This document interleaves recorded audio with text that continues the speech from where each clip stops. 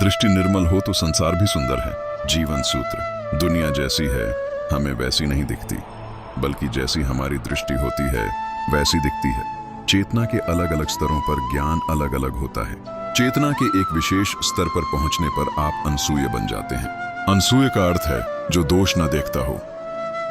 अगर कोई दर्पण धूल से ढंका हो तो उसे स्वच्छ करने के लिए झाड़ने की आवश्यकता होती है, लेकिन अगर आपकी आंखों में मोतियाबिंद है तो दर्पण को आप चाहे कितना ही स्वच्छ करें उसमें साफ दिखाई नहीं देगा।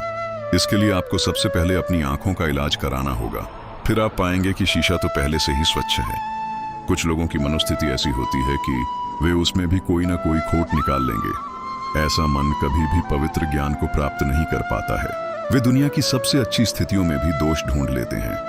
उन्हें अगर आप सबसे उत्तम सुविधा भी दे दें तो भी वे उसमें कोई ना कोई कमी निकाल लेंगे, चाहे उन्हें सबसे अच्छा साथी मिल जाए। श्रीमद् भगवद गीता में भगवान श्री कृष्ण अर्जुन से कहते हैं, हे अर्जुन, तुम मेरे समीप रहते हुए भी मुझ में कोई दोष नहीं देखते, इसलिए मैं तुमको राजविद्या का ज्ञान दे रहा हूं।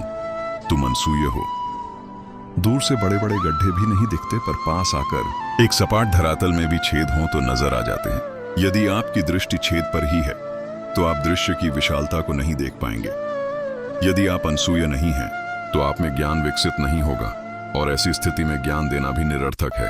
अगर आपकी दृष्टि में ही दोष है तो आपको हर वस्तु में दोष ही दिखाई देगा। जब कोई रिश्ता टूट जाता है तो हम अक्सर केवल उसकी कमियां याद रखते हैं। कहते हैं, वह अगली बार जब आपको किसी में कमी दिखे तब विचार करें कि क्या यह उसकी कमी है या आपकी दृष्टि का विकार है। कभी अच्छा था ही नहीं।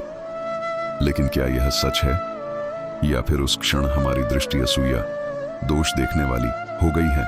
जैसे ही यह बोध होता है कि समस्या सामने वाले में नहीं, हमारी अपनी दृष्टि में है, उसी पल आधी उलझन सुलझ जाती है।